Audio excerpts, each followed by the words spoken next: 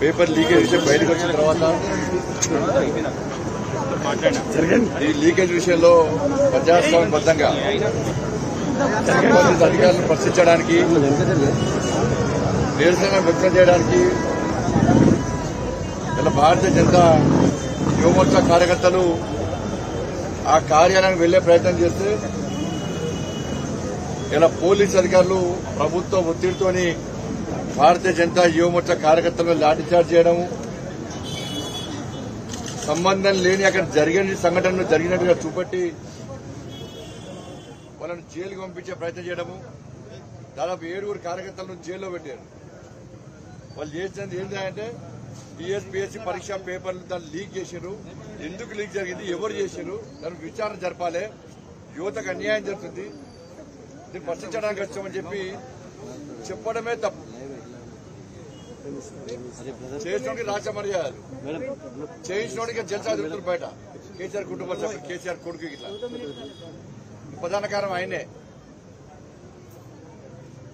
ఇలా యువత కోసం ప్రశ్నించాలని ప్రయత్నించినటువంటి యువమోర్చా రాష్ట్ర అధ్యక్షుడు భాను ప్రకాష్ తో పాటు ఇతర యువమోర్చా కార్యకర్తలను వాళ్ళ రిమాండ్ చేయడం, బెయిల్ రాకుండా చేయడం. వాళ్ళు బాధపడరు.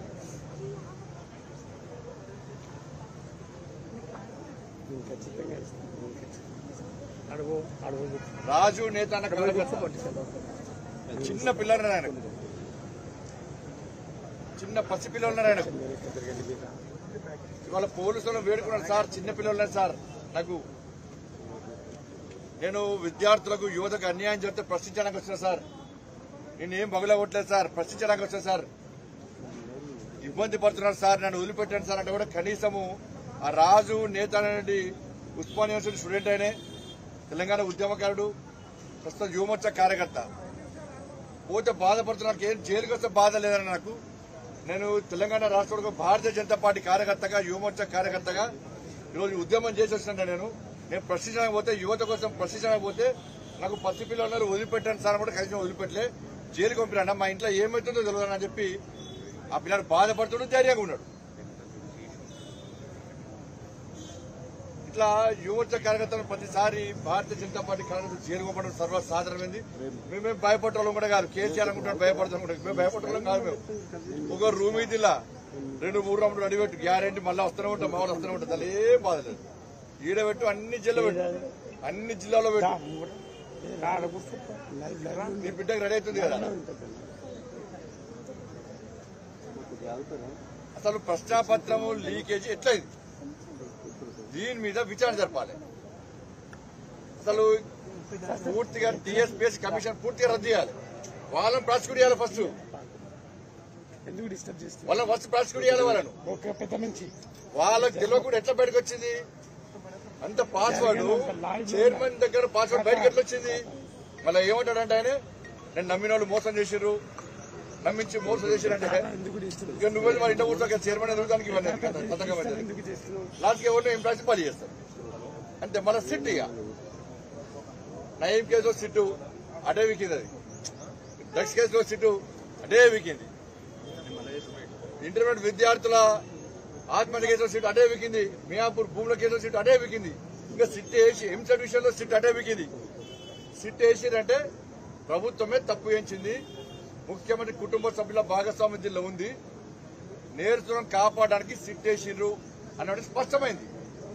సిట్టింగ్ జడ్జితో విచారణ, నువ్వు తప్పు చేయలే, నువ్వు తప్పు చేయనప్పుడు సిట్టింగ్ జడ్జితో విచారణ జరిపితే నీకు వచ్చే నష్టమైంది.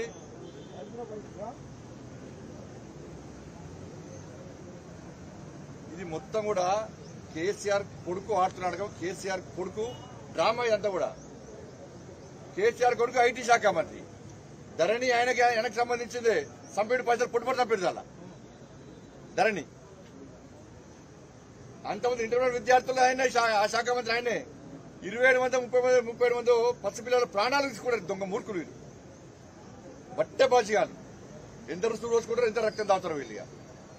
అప్పుడు కేసీఆర్ కొడుకుని మందలించాడు, ధరణి విషయంలో ఇంత స్కామ్ జరిగింది మందలించాడు.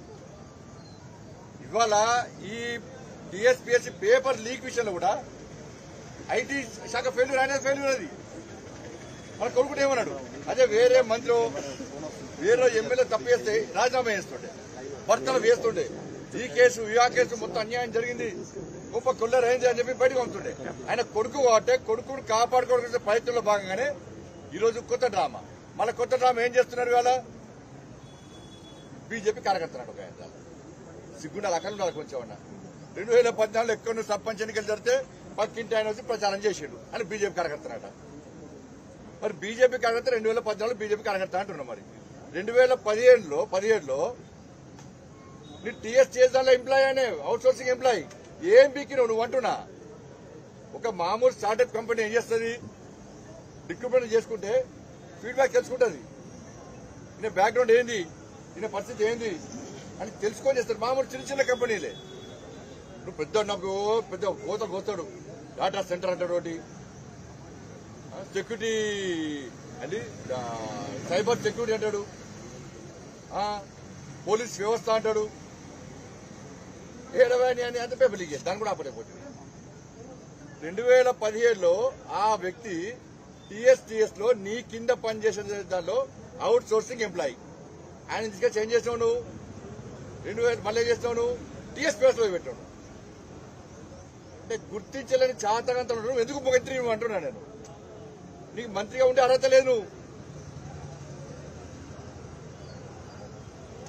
ఆయన బీజేపీ కార్యకర్తనాట, నాకు ఆయన సంబంధం ఉందట. నన్ను రోజు రోడ్డు మీద వస్తాను, సిగ్నల్ కాడ కూడా ఆపుతారు. నేను ఆపి నాతో సెల్ఫీలు దిగుతారు. నేను సెల్ఫీ దిగుతా, రోజు 1000 సెల్ఫీలు దిగుతా. నేను ఇక సెల్ఫీ దిగడం అంతా సంబంధం ఉన్నట. నీకెవరు నీ అయ్యే దొరకడు, నీ అయ్య ఎక్కడ దొరకడు, నువ్వెక్కడ దొరకవు. మీకంతా ఫుల్ బిజీగా రోజంతా.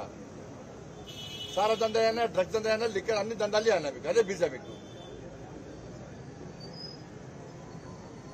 ఏమైంది మరి ఇవాళ ఈ చట్టకామంత కారణం వాళ్ళు ఎట్లా బట్టబాజీ వేషాలు, దగులుబాజీ ఫాల్తు వేషాలు వెళ్ళాయంటే, రేణుక అనేటువంటి ఆ అమ్మాయి వాళ్ళ అమ్మ అధికార బీఆర్ఎస్ పార్టీకి సంబంధించిన సర్పంచ్, వాళ్ళ అన్న బీఆర్ఎస్ పార్టీ నాయకుడు, వాళ్ళ కుటుంబం అంతా బీఆర్ఎస్ పార్టీ. ఇప్పుడు ఎవరి కోసం పేపర్ లీక్ అయింది చెప్పాలి. అక్కడక్కడ మురిగే కుక్కలు చెప్పాలి. ఇవాళ సిగ్గుండాలే. మీ ఆ దృష్టి మళ్లించడానికి ఈరోజు మీరు చేసిర్రు. సరే ఇది ఏ టీవీ ఛానల్ అయినప్పుడు కూడా ఒక్కసారి వినిపిస్తాడు. ఏ టీవీ ఛానల్ పేరుతో మీరు చూపడుతుంది ఇది ఏం జరిగిందనేది. మీడియాలో భారతీయ జనతా పార్టీ కార్యకర్త అని చెప్పి చూపట్టండి ఒక సెక్షన్ మీడియా. ఇవాళ దీనిని చూపడతలేరు. ఇవాళ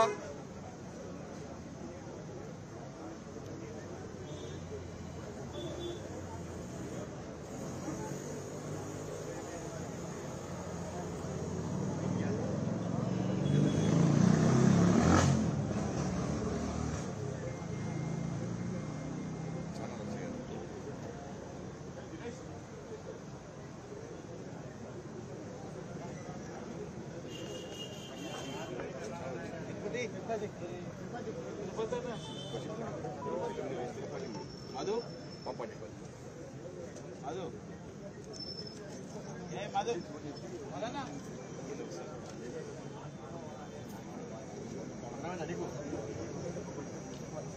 కాబట్టి వాళ్ళ కుటుంబం అంతా కూడా బీఆర్ఎస్ పార్టీ.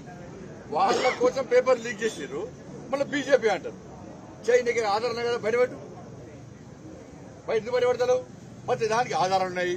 ఇక చూడు, నన్ను చూడండి, అందరు చూడనట్టు ప్రతిసారి ఏదో వ్యక్తి అంటారు. ఇక దాని టీవీలో పేపర్లో హెడ్ లైన్స్ రాస్తాయి. మరి తెల్లారు అడగాలి కదా ఏమైనా ఆధారాలు. ఒక ఛానల్లో రేణుకా అనే అమ్మాయి, ఆమెకు అక్రమంగా గురుకులం స్కూల్లో టీచర్ జాబ్ ఇచ్చారు. వాళ్ళ అన్న బీఆర్ఎస్ పార్టీ కార్యకర్త, వాళ్ళ అమ్మ అధికార బీఆర్ఎస్ పార్టీకి సంబంధించిన సర్పంచ్. ఆమె కోసమే లీక్ చేసిన విషయం మొత్తం బహిర్గతమైంది. ఇవన్నీ కప్పిపుచ్చి మళ్ళీ బీజేపీని బదనాం చేయడానికి మళ్ళొక ప్లాన్ చేయాలి.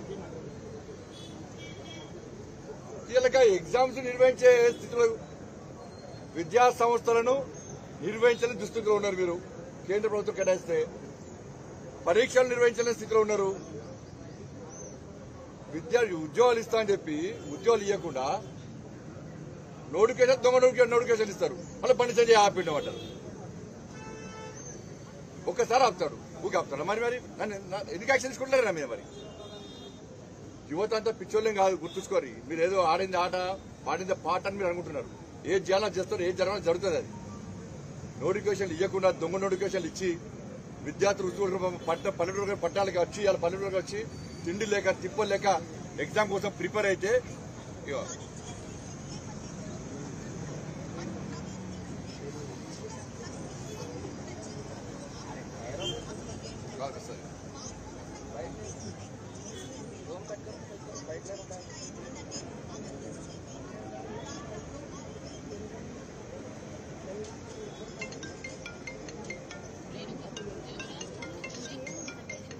అసలు షేక్ చేస్తున్నారు ఏమిటా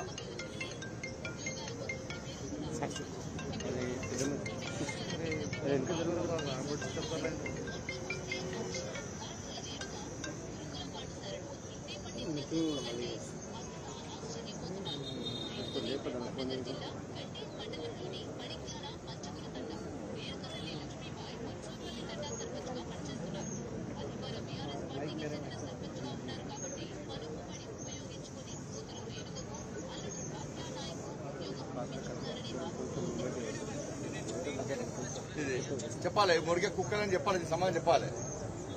ఏం జరగకుండా రేణుక మడక మెల్లమెల్లగా కుటుంబంతో వడకొచ్చి బయటకు ప్రిన్సిపల్ చక్కటి రిమాండ్ చేసి పడేసింది. నిందులు కాపాడే ప్రయత్నం ఇది. ఒకటి ఐటీ శాఖ ఎవరి దగ్గర ఉన్నది?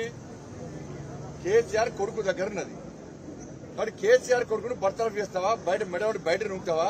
తీసుకెళ్ళి లోపడేసి తొక్కుతావా? అంటే అసలు నా కొడుకైనా నా బిడ్డైనా తప్పు చేస్తాను క్షమించాని చేసేదే తప్పులు. నువ్వు మంచి అయితే క్షమించాను, మంచి చేస్తే క్షమిస్తాను చెప్పి అప్పుడు నా నాలుగైదు కలిసిన మాట విలువ ఉంటుంది.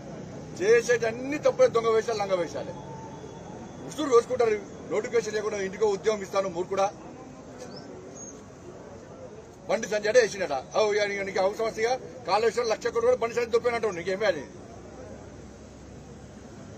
ప్రీతి హత్య కేసు కూడా నాదే అని వాళ్ళబట్టి ఉండి అంటావు. నువ్వు డబుల్ బెడ్రూమ్ ఇచ్చింది నువ్వేమో, ఇంటికో ఉద్యోగం ఇచ్చింది నువ్వేమో, సంసారమేమో నువ్వు. బాగా ఇంటికో ఉద్యోగం ఇచ్చి నువ్వు నిరుద్యోగ వృత్తి ఇచ్చింది నువ్వేమో.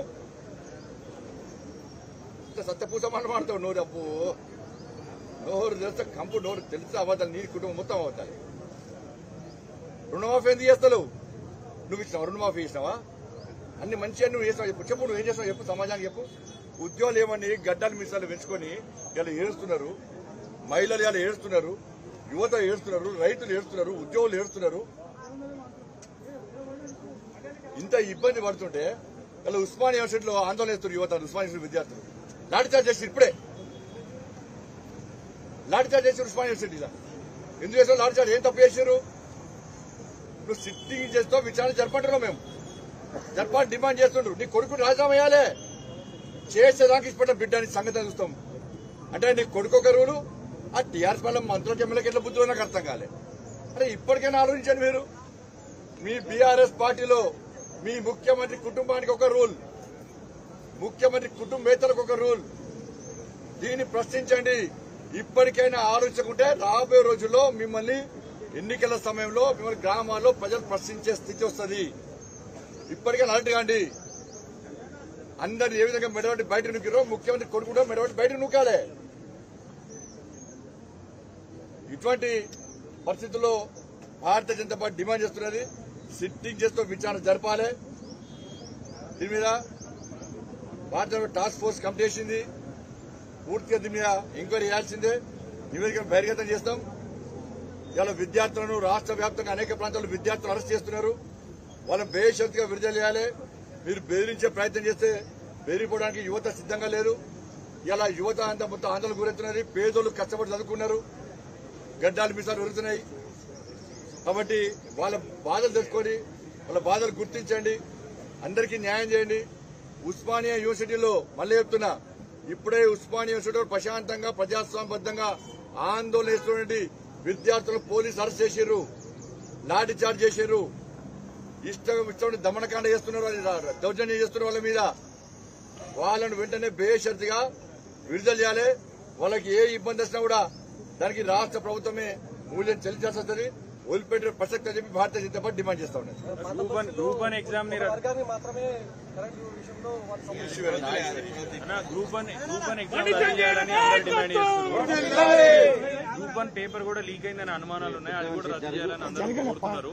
కొన్ని పార్టీల అధినేతలు మేము కంప్లీస్తాం టాస్క్ ఫోర్స్ హాయ్ ఫ్రెండ్స్, మా టుడే టుమారో యూట్యూబ్ ఛానల్ చూస్తున్నందుకు చాలా థ్యాంక్స్. మరిన్ని లేటెస్ట్ వీడియోస్ కోసం వెంటనే సబ్స్క్రైబ్ చేయండి. అలాగే ఈ బెల్ ని కూడా రింగ్ చేసేయండి. మా నోటిఫికేషన్స్ అన్ని మీ మొబైల్లో వస్తాయి. అలాగే మా వీడియోస్ మీకు నచ్చితే లైక్ చేయండి, షేర్ చేయండి, నచ్చకపోతే కామెంట్ చేయండి.